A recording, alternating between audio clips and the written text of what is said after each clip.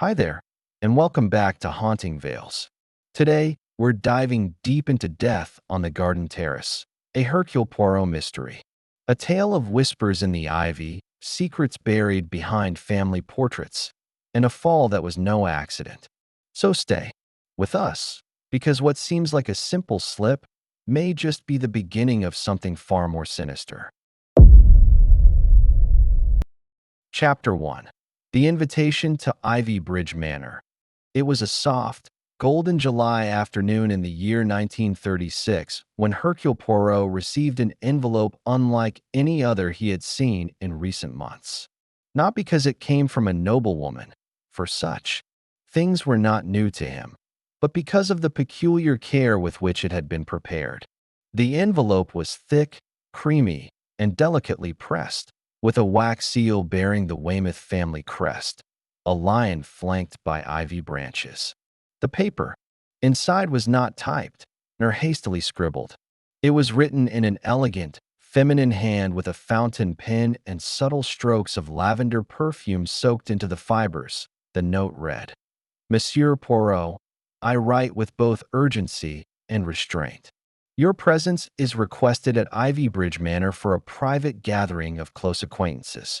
A matter of quiet concern has surfaced, one that demands your expertise in observation, discretion, and clarity of thought. I do hope you will consider my invitation. With sincerest respect, Camilla Weymouth." Poirot read the letter 3 times, each time more slowly. The first read told him it was an invitation. The second read suggested the matter at hand was not merely social. The third revealed a quiet dread woven between the lines. Lady Camilla Weymouth was not a woman prone to whims. Her reputation in London society had always been one of calm, command, and classic English reserve. Since the death of her husband, Lord Alfred Weymouth, nearly 6 years ago, she had lived a quiet life managing Ivybridge Manor and keeping public appearances to a minimum. For her to reach out now, and to him of all people, told Poirot there was far more brewing beneath the surface than lavender tea and lawn games. 2 days later, Poirot stepped down from a hired car onto the long, gravel drive of Ivybridge Manor. The estate, framed by ancient elms and surrounded by a low iron fence, appeared to stand not so much in the countryside as above it. The home itself, a towering, Edwardian structure with ivy crawling up the stone facade and pointed arch windows watching like eyes, was imposing but graceful. Its chimneys reached skyward like solemn fingers, and its gardens, precisely clipped and blooming, rolled out like manicured carpets in all directions. As the car crunched away behind him, Poirot adjusted his tie, smoothed the front of his gray suit, and took in the air. It was still, not lifeless, but expectant that a young maid awaited him at the steps. She could not have been older than 19. Her eyes, though friendly, were edged with hesitation, as though she had seen something she dared not name. Her curtsy was swift and stiff. "Lady Weymouth is expecting you in the East Garden, sir." "Merci, mademoiselle," Poirot said gently. "And your name?" "Elsie, sir. Elsie Green." He gave a small smile. "It is a beautiful estate, is it not?" She hesitated. "It is, sir, when things are quiet." Poirot raised an eyebrow at the weight of her words, but said nothing more. He was led through the great entrance hall of Ivybridge, where oil paintings of past Weymouths stared down from gilded frames. The marble floor echoed with each step. There was no music, no laughter, only the ticking of a distant clock and the faint scent of polished oak and rose-watered. As he passed a side parlor, he noticed the doors slightly ajar. Within, a man sat at a grand piano, his fingers hovering but not pressing down. He stared at the keys in silence, lips moving as though rehearsing words unsaid. Poirot made a mental note.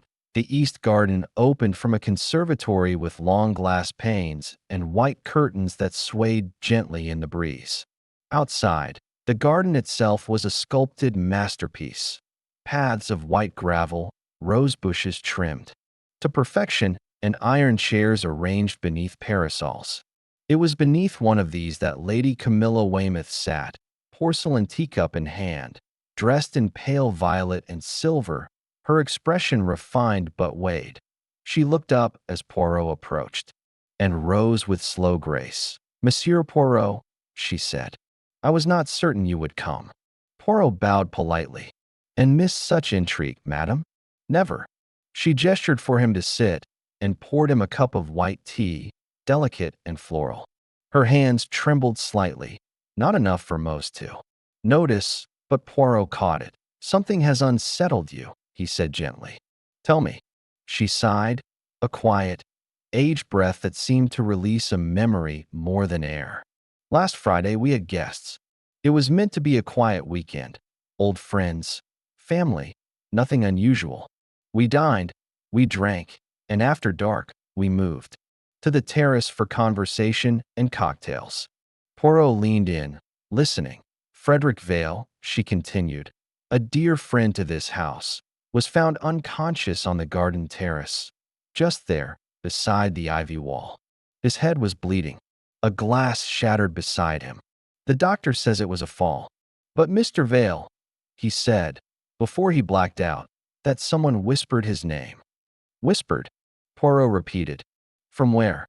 He couldn't say. Only that it was close, very close, and that it made him turn. And when he turned, he fell, or was struck. That much is unclear. He awoke 2 days later and has since refused to return to Ivybridge. I fear he is frightened, but I also fear," she hesitated, her voice trembling, "that it was no accident." Poirot looked across the garden. He saw where the terrace dipped gently, how the ivy wall curved behind, how shadows would gather there after sunset. He stood and walked the perimeter slowly. The mosaic underfoot was elegant but uneven. The wall beside it had no sharp edges. A fall might bruise, but bleeding required more than clumsiness. "And who was present that evening?" he asked. She listed the names, one by one, with the cold precision of someone who had rehearsed it. "Major Alistair Kinross. Served with my husband. Stoic, blunt, and suspicious of everything he cannot control. Beatrice Vale, Frederick's sister. Highly strung. Protective. Dr. Lionel Huntley, our physician. Quiet man. Reliable. Eleanor Caro, an aspiring writer. And lifelong friend of mine. She's clever, perhaps too clever. Martin Weymouth, my late husband's nephew. Financially ambitious. And Catherine Montrose, my companion and secretary. Observant, reserved, fiercely loyal." Poirot filed each name away like a piece on a chessboard. 6 guests. 1 victim. And whispers in the dark. Lady Camilla nodded. "Whispers, Monsieur Poirot. I have lived in this house for 30 years. I have heard every creak and groan in these walls. But never before whispers." Poirot looked at her for a long moment. "Madam, murder rarely announces itself with a shout. It prefers to be subtle, like the ivy on these walls, growing in silence, hiding the bricks it cracks." She shivered. That evening, Poirot began his work, not with accusations or spectacles, but with soft conversation. A glass of brandy here, a casual stroll there. His interviews were careful. Major Kinross, upright and rigid, dismissed the incident as drunken nonsense. Beatrice Vale, nervous and pale, clutched her tea too tightly and avoided direct eye contact. Dr. Huntley answered each question, methodically but never elaborated. Eleanor Caro tried to charm him, but Poirot noticed she never actually answered the question asked. Martin Weymouth smiled too easily. Catherine Montrose, though polite, offered nothing that hadn't already been said, and it was this, more than anything, that made Poirot curious. By the time the grandfather clock chimed midnight, the manor had quieted. The guests had retired. Only the wind stirred the rose bushes. Poirot stood once again on the garden terrace, his feet inches from the mosaic tile, where Vale had fallen. He looked up at the dark windows above, then down at the stone underfoot. The stars offered little light, and yet, in the stillness, Poirot began to see clearly. Chapter 2. A house of motives morning in Ivybridge Manor did not arrive gently. It crept in. The thick curtain of mist that had rolled over the hills during the night now pressed close to the manor walls, swallowing the landscape in a dense, wet silence. Sunlight struggled against it, spilling weak and gray through the tall windows like a forgotten promise. The birds did not sing. Even the trees stood still. If the house had exhaled the day before, now it held its breath again. Poirot rose early. As always, the rhythm of his life immune to geography or setting. In the small guest bedroom tucked at the far end of the east wing, he completed his morning toilette with quiet precision. A perfectly knotted tie, a freshly brushed mustache. The gray suit pressed without a crease out of place. Routine was his armor, and Ivybridge, though beautiful, felt like a battlefield waiting for the first shot. He declined the offer to dine with the others and instead requested breakfast be served in the sunroom. There, overlooking a row of glass panes that stretched into the garden, Poirot took in the view. Fog, hedgerows, and the barely visible outlines of rose trellises swaying slightly in the damp wind. A pot of Darjeeling arrived, followed by a slice of buttered toast and a hard-boiled egg served with unnecessary elegance. He ate slowly, methodically, but his attention was elsewhere. He was replaying the whisper, not the sound of it. No one else had heard that, but the implications. It was intimate, intentional. Whoever had whispered Frederick Vale's name had done so to draw him in. The voice had not startled him, but lured him. And in the seconds that followed, he had turned. Toward what or who? They did not yet know. And then collapsed to the stones, bleeding and unconscious that a whisper did not require physical strength. But it did require proximity, which meant one thing. The person responsible had been close. Not merely nearby in the physical sense, but close enough to know Frederick Vale personally, to use his name, to say it in a way that made him turn his head and lower his guard. Poirot sipped his tea and stared out into the fog, mind clicking like clockwork gears. Someone in this house had whispered with intent, and everyone here, as elegant and polished as they appeared, had a reason to keep their intentions hidden. At tea precisely 11, as suggested by Poirot the night before, Lady Camilla arranged a casual gathering for tea on the east lawn. Ivybridge had always kept to its traditions, and tea, no matter how strained the company, was sacred. A round table was set under a large white parasol, laid with silverware, bone china, and a pot of steaming Earl Grey. The scene was lovely, picturesque, but the air was tense. Poirot arrived first and stood back, watching as the others filtered in. Lady Camilla, as hostess, appeared composed in a lavender blouse and white gloves, though Poirot could tell her eyes were slightly more shadowed than the day before. She spoke little, but made a show of pouring tea for others. Her hands never shook, but her fingers held the teapot handle too tightly, knuckles white with the strain. Major Alistair Kinross arrived next, in his traditional dark brown tweed, silver hair combed neatly back, shoes polished to a mirror shine. He nodded stiffly at Poirot, but said nothing.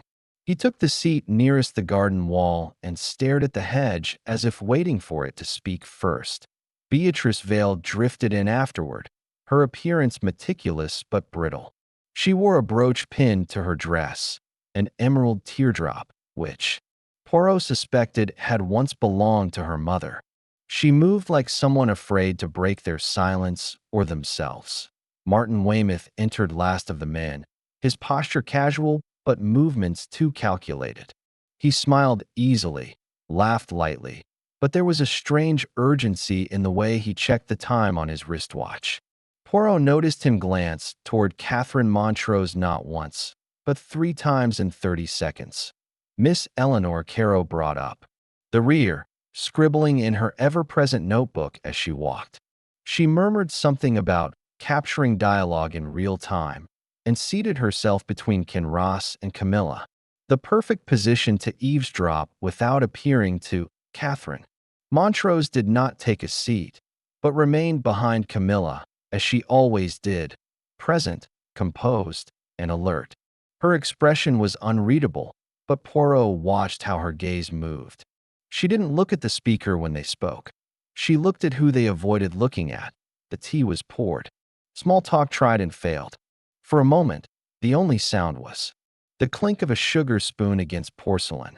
Then, Beatrice spoke. "We're not going to pretend it didn't happen, are we?" she asked, voice soft but sharp. Camilla gave her a long, warning glance. Beatrice looked around the table. Everyone's thinking it. No one's saying it. Frederick didn't fall on his own. Someone here saw something, or knows something, or did something. Martin leaned back in his chair, stretching. Bit dramatic, isn't it? Beatrice didn't flinch. Do you think it was an accident? I think he had a drink too many, tripped over his own ego, and found the floor. Martin replied, smiling just a little too easily. Kinross grunted. More likely than some phantom whisperer in the dark. Poirot cleared his throat softly and placed his teacup down. Let us not forget the details. Mr. Vale was not alone on that terrace. He claimed someone whispered his name. He turned and, moments later, he fell. Or was pushed, Eleanor added without lifting her eyes from her notes. Pushed. Kinross repeated. You think one of us pushed him? I think the question isn't whether someone pushed him, Eleanor said. But why none of us saw anything, when we were all so close? Poirot raised a hand, gently taking control of the conversation. Then perhaps we shall ask the simplest question first. Where were each of you at the time of the incident? Camilla looked reluctant but nodded. I was in the drawing room, she said. I remember the time because I had just asked Catherine to fetch my shawl. It had turned cold. Catherine nodded, confirming. I left her near the piano, Camilla added. Poirot looked to Catherine. And what did you see? I was returning to the terrace, she replied evenly. I had just come around the hedge when I heard the sound, glass shattering. I turned the corner and saw Mr. Vale on the ground. And no one else? No, Martin leaned forward. I was at the piano. Playing. Ask Eleanor. Eleanor finally looked up. I heard the piano. But I never saw you on the bench. Kinross scoffed. I was in the smoking lounge. Heard the noise after the fact. Same as the doctor, I assume. Dr. Huntley nodded. Yes, I was in the library. Catherine came to fetch me. When I arrived, Mr. Vale was unconscious. The wound to the side of the skull was shallow but clean. Clean? Poirot asked, as if made by something narrow and smooth. Not jagged stone. Not a fall. Silence fell. Poirot observed each face carefully. He did not press them. Not yet. He simply said, then someone here knows more than they admit. Because if no one saw anything, and yet everyone was nearby, then someone was very careful, or someone is lying. No one replied. Beatrice stood abruptly. I'm going for a walk. May I accompany you? Poirot asked. She didn't answer, but didn't refuse. Together, they walked down the gravel path into the misty rose garden, Beatrice hugging her arms close to her body as if warding off more than the chill. My brother knew things, she said quietly. He was always asking questions. About Martin. About the estate. About the trust. The family trust? Yes. After Lord Weymouth's death, the estate was divided. Camilla retained control, but the rest was complicated. Frederick believed there were secrets in the accounts. Unusual movements. Shifts in ownership. He thought Martin was involved. Was he? I don't know. But Catherine knows more than she says. She always does. Poirot stopped beside a rose bush. A single red bloom had fallen to the path, its petals darkened by the dew. He stared at it thoughtfully. There is more in this house than meets the eye, he murmured. Beatrice looked at him. Do you think it was attempted murder? Poirot's voice was quiet. I think it was a warning. One not meant to fail. Chapter 3. The Shadows Beneath the Portraits. Full expansion. By late afternoon, the fog had finally begun to lift from Ivybridge Manor, reluctantly retreating into the edges of the estate like an animal that had not yet decided whether to return. The sunlight broke through in jagged shafts, not warm, but stark, throwing harsh lines through the windows, cutting across the furniture, and exposing dust that had settled even in a house so carefully maintained. In this half-light, the manor no longer looked grand or noble. It looked tired, hollowed out. Poirot did not rejoin the rest of the house after his walk with Beatrice. He excused himself with the softness of someone who knew people revealed more in solitude than in crowds. Instead, he climbed the staircase to the west wing. There, long before Ivybridge had electricity or visitors or even grandchildren, the original Weymouths had lined the corridor with portraits, each ancestor glaring down at anyone who dared to pass beneath them. The floor creaked softly under his feet as he walked past oil paintings older than the country itself. Men in military uniform, women with cold eyes and pearls tied around their necks. Children captured not in joy, but in obligation, painted into history with expressions far too solemn for their youth. Their eyes followed him, all of them, or so it felt. Poirot stopped beneath the largest portrait. Lord Alfred Weymouth, the late master of Ivybridge, a man who, even in oil, managed to exude the stiffness of authority. He was seated in a dark mahogany chair, hands clasped around a cane that looked more like a weapon than a walking stick. His mouth was stern, unsmiling. His eyes, sharp, pale, and unyielding, seemed to dare Poirot to speak ill of him. Poirot didn't. He simply studied the frame. It had been moved subtly. The dust line along the molding didn't match, just a fraction of an inch, but Poirot noticed everything. Why move a portrait? He didn't get the chance to examine it further because soft, nearly silent footsteps padded down the hallway behind him. He turned slowly. Catherine Montrose. She emerged from the gloom like something woven from shadow, dressed in muted tones. Her gloved hands folded gently in front of her, face unreadable. "You find the old ones interesting?" she asked. Poirot turned back to the portrait. "I find that the dead, unlike the living, cannot lie, but they also cannot confess. And so, I look to what they leave behind." "Lord Weymouth left behind a legacy," she said, voice soft, "and a long list of people unsure what to do with it." Poirot nodded. Did he trust his family? He trusted the house, the land, his name, but not people, not even his son. Poirot looked at her sideways. And yet he allowed them to remain. "He didn't allow," Catherine said. "He dictated. There's a difference." Poirot paused. "You know, mademoiselle," he said, "I find it curious that everyone speaks, but no one answers. Everyone offers memories, but no one offers truth. Except perhaps you." Catherine tilted her head, almost curiously. "Why do you think that is?" "Because you have no stake in the inheritance. No title, no claim. You were brought into this house, not born of it. Which means I'm trusted less than anyone." "No," Poirot said gently. "It means you are observed, but overlooked. And those who are overlooked often see the most." She said nothing to that, just gave a small, almost imperceptible nod, and then turned and disappeared into the corridor. Without another word, Poirot remained there for several minutes, long enough for the house to breathe again. Then he turned from the portraits and headed for the library. Lady Camilla Weymouth sat in a high-backed leather chair by the fire. She was not reading, though several books were stacked beside her. She was simply watching the flames, expression blank, hands motionless in her lap. Poirot approached slowly. "You have not moved much since this morning, madam." She did not turn her head. "Movement," she said, "requires purpose. I'm not sure what mine is today." Poirot took the chair opposite hers. "May I ask you something, not as a detective, but as a man who has spent many years watching families?" "Come undone." "You may. What holds this one together?" Camilla looked into the fire. "Habit, legacy, fear. Sometimes that's enough." "And what breaks it?" Her fingers clenched slightly. "Truth." Poirot watched her closely. "You believe Frederick's incident was no accident." "I believe someone tried to scare him," she said, "and failed to stop themselves from doing more." Poirot nodded. He was investigating something. The estate, she confirmed. He believed Martin was hiding transactions, that someone had been draining trust funds or rerouting investments.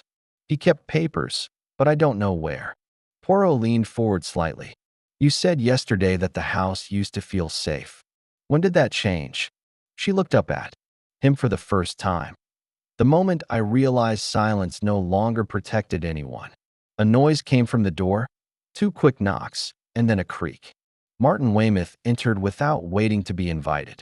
He looked too relaxed, like a man used to being the most charming person in a room and never questioning if it was deserved. "Ah, I thought I heard talking," he said with a grin. "Evening, Poirot. Aunt Camilla." Poirot did not return the smile. We were speaking of silence. Martin poured himself a brandy from the decanter. Poetic. Shall I leave you to it? Poirot gestured to the fire. You may stay. I'm always fascinated by what people say when they think others aren't listening. Martin laughed. You think I have something to hide? Poirot did not answer. Look, Martin said after a pause. Frederick and I didn't get along. Everyone knows that. But I don't hold grudges. And I don't shove people off terraces. Poirot's eyes glinted. You assume it was a shove? Martin blinked. Didn't you say as much yesterday? I asked if someone might have been nearby when he fell. I did not say how the fall occurred. Martin hesitated, then smiled again, but thinner. Slip of the tongue, I guess. Slips are often truths in disguise, Poirot said calmly. Martin drank his brandy and left without another word. Poirot remained, staring into the fire for a long time. The flames moved like dancers, graceful, wild, uncontrolled. There was something in that metaphor, he thought. Something about the way people burned when secrets caught fire. When night came, Poirot returned to the terrace one last time. The evening air was cooler now, the mist gone, but something else remained, a heaviness that seemed to settle in the stones themselves.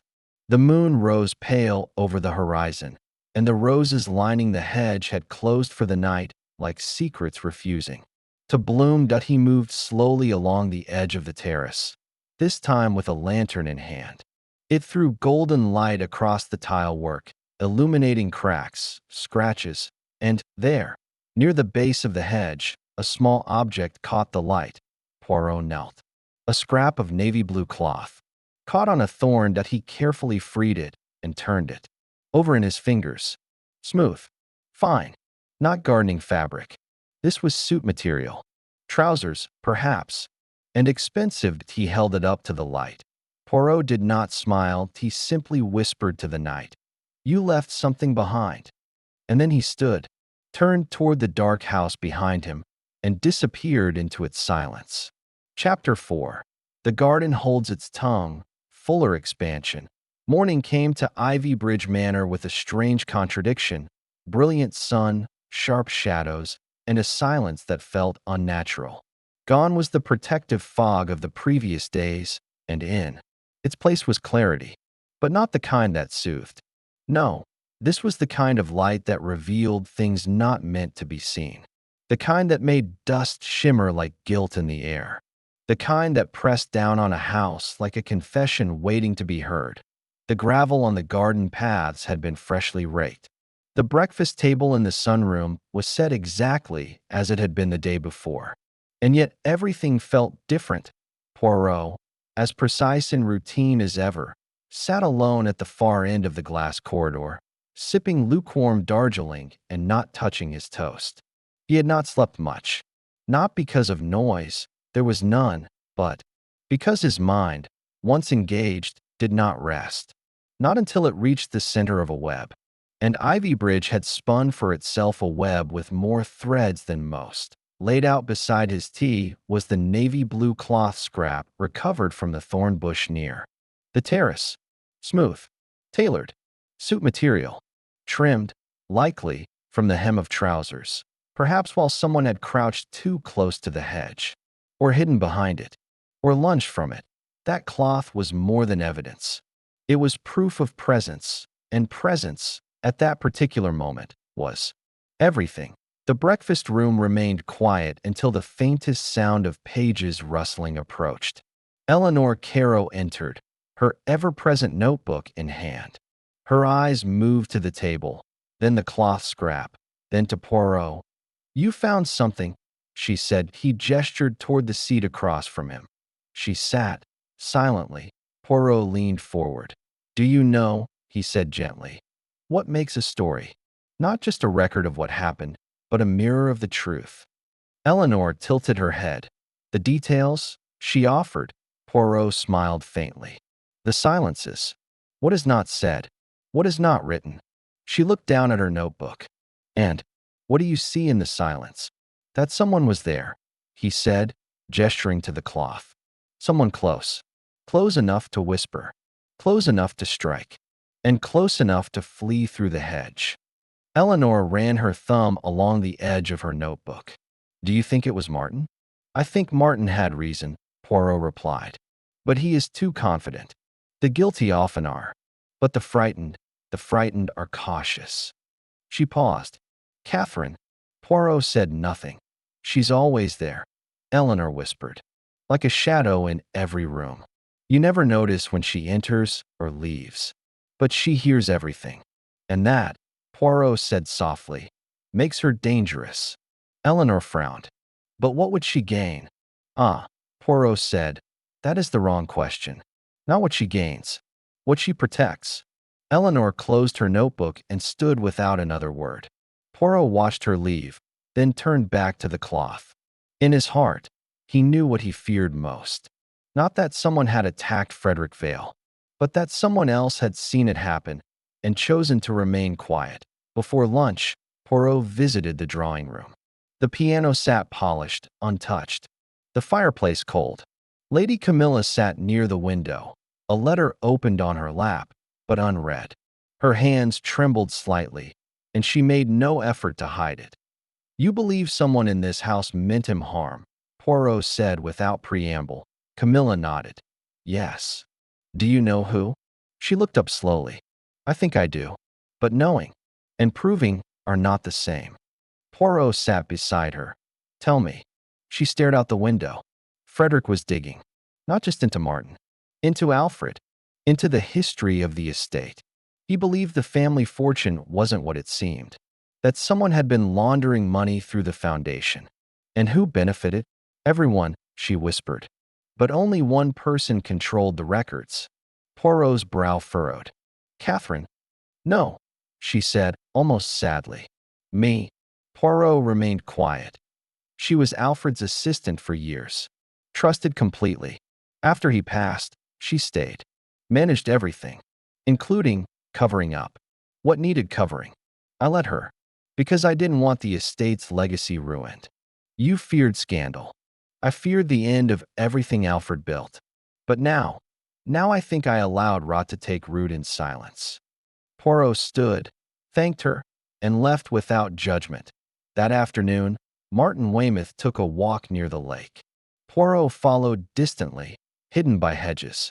He watched Martin remove his jacket, roll up his sleeves, and sit on a stone bench as if the entire world was far beneath his notice. Then, unexpectedly, Martin spoke, aloud. "I know you're there." Poirot stepped from the hedge. "You always had good instincts," Poirot said. Martin smiled grimly. "They kept me alive in business. And in this house." Poirot approached slowly. "You made transfers. Large ones. Under a false name." Martin didn't deny it. "I did what I had to," he said. The Weymouth name was sinking fast. The estate couldn't support itself. Frederick wanted to expose it all, blow up the family just to play the martyr. "So you silenced him?" Martin's jaw tightened. "I tried to scare him. That's all. Just a push. A whisper. A warning." Poirot remained silent. "He wasn't supposed to hit his head," Martin said quietly. "Just to fall. Shake him up. I thought he'd back off." "And someone else?" Poirot asked. "Did they see you?" Martin turned pale. "I don't know," he said. "But Catherine," she cleaned up the blood. "Called the doctor before anyone else. Like she already knew." Poirot's face was unreadable. "She knew," Martin said again, softer now. "And she never asked me why." Poirot left him on the bench and walked back to the house. Evening descended quickly, casting orange light across the drawing-room walls. Eleanor sat near the fireplace, scribbling. Kinross sipped brandy near the mantel. Catherine passed through quietly, her steps making no sound. Poirot entered last, and for a moment, no one spoke. Then Poirot said, "There were two people on the terrace that night. One who whispered, one who watched. They all turned to him. One tried to stop Frederick. The other tried to see if he could be stopped." The room seemed to tighten. Poirot walked to the center and placed the cloth scrap on the table. This was found near the hedge, not torn in panic, but caught during silence. No one spoke. Someone waited, he continued. Not to intervene, but to ensure it happened. Camilla looked at Catherine. Catherine's face betrayed nothing. Poirot stepped forward, toward her. "You didn't push him," he said gently. "But you let it happen."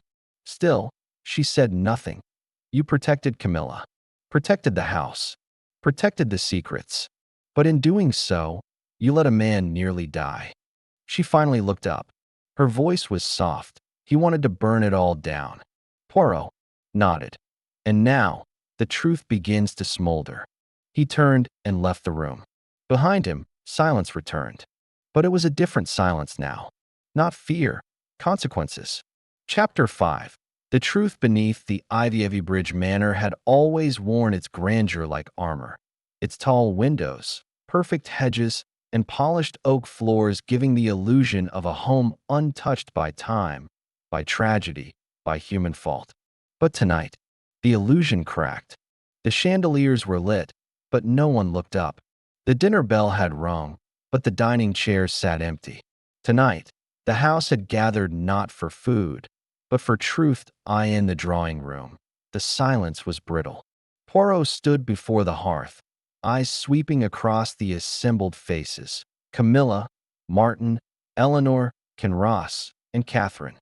Each sat still, their gazes guarded, the fire casting slow, flickering shadows across their features. He spoke with the calm certainty of a man who had assembled the last piece of a long and terrible puzzle. "I asked you all here tonight because the questions that have haunted Ivybridge can no longer remain unanswered. Frederick Vale did not simply fall. He was not the victim of chance, nor of clumsiness. He was silenced, deliberately, if not fatally." A sharp breath came from Eleanor, but she said nothing. Poirot turned toward Martin Weymouth. "You, monsieur, feared exposure. You knew Frederick had found discrepancies in the family accounts. Funds funneled through charities, trusts manipulated, documents missing. He had become bold, too bold, and you needed him quiet." Martin didn't speak, but the silence in his throat said more than words. Poirot continued, his voice low and steady. "You waited near the terrace. You called his name in a whisper, and when he turned, you startled him, perhaps nudged him, perhaps more. Either way, it was not meant to kill. But fear has no guarantee." Poirot reached into his coat and withdrew the scrap of fabric. He held it up for all to see. "This," he said, "was caught on a thorn behind the hedge. From a suit just like yours. A trace, left behind when you thought yourself invisible." Martin exhaled, barely audible. "But you were not the only one there," Poirot said, turning now toward Catherine Montrose. Her face remained composed, but her knuckles had gone white. "You were watching. You had known something was coming. You had heard the arguments. You had read the letters. You stood in the shadows, and when it happened, you chose not to intervene." Finally, Catherine spoke. "I didn't push him," she said. "No," Poirot agreed. "But you could have stopped it. You didn't scream. You didn't run to him. You watched. And then you helped clean the blood before the others saw. You called the doctor. You managed the damage." Her voice was steady, almost chilling in its quiet conviction. "Because I had to. Frederick wanted to bring it all down. The estate, the name, everything Lord Weymouth had spent a lifetime building." Poirot looked toward Camilla. "You were aware," he said gently. "Perhaps not of the push, but of the fear. You chose silence. hoping it would protect the house. Camilla's voice was brittle. The Weymouth name was built on silence. Poirot nodded slowly. And silence is what allowed this to happen. A deeper hush fell over the room, no longer from fear, but from recognition. The truth was not just about a fall. It was about a legacy, about pride, about how far people go to protect not themselves, but the image of what they believe they must be. Poirot placed the cloth on the mantelpiece, where the fire's glow caught its edges. "I have no intention of calling the police," he said. "Frederick Vale survived. He will recover, and when he does, the rest will come from him." He stepped back. "I do not deliver punishment, only light. And now, the darkness in this house is no longer hidden." He turned and walked toward the door. Before stepping out, he paused once more. This manor was never cursed. It was simply haunted, not by ghosts, but by choices, by what you each allowed, and what you each refused to stop. Then he left, and this time, the house did not hold its breath. It exhaled, and somewhere, in a quiet hospital bed across the city, Frederick Vale stirred. His hand twitched. His eyelids fluttered. And though he had not spoken yet, his memory had returned. And now, to our viewers who've stayed through the shadows and revelations, if you were drawn into this mystery, if the layers, the characters, the secrets held you until the final breath, then this is only the beginning. This is Haunting Vales, where elegance meets intrigue, and every story unfolds like a forgotten letter waiting to be read. So if you haven't already, subscribe now. It's time to step deeper into the world of Poirot-style mysteries, crafted with care, told with atmosphere, and always revealing more than they seem. Don't forget to like this video if the mystery pulled you in. Share it with someone who loves the quiet tension of a room where everyone has something to hide. And leave us a comment. What detail caught your attention first? What truth did you suspect? Because this isn't the last case, only the next waiting to be uncovered. We'll see you in the next one.